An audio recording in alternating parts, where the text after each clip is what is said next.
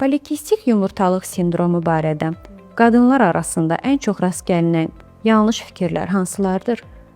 Polikistik yumurtalıq sindromum var və yaxud polikistozum var və mən hamilə ola bilməyəcəm. Hətta məndə bir pasient var idi, ailə qurmaqdan imtina edirdi ki, məndə polikistoz var və mən ailə qurmayacağam, çünki heç vaxt ana ola bilməyəcəm. Ən böyük yanlış fikir budur.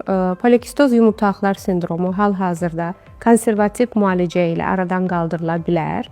Çox nadir hallarda son zamanlar belə deyək də, həmin qrup xəstələri biz süni mayalanmaya yönəldirik. Çünki artıq əlimizdə müxtəlif preparatlar var ki, onlar tamamilə konservativ yolla həmin yumurtalıqların aktivləşməsinə nail oluruq və həmin xanımların ana olması artıq bir mif deyil. Vurğulamaq istərdim ki, polikistoz yumurtalıqlar sindromunda artıq biz əməliyyatdan uzaqlaşırıq. Əvvəllər yumurtalığın drillingini həyata keçirdirdik. Hal-hazırda ondan da artıq vazgeçmək üzrəyik.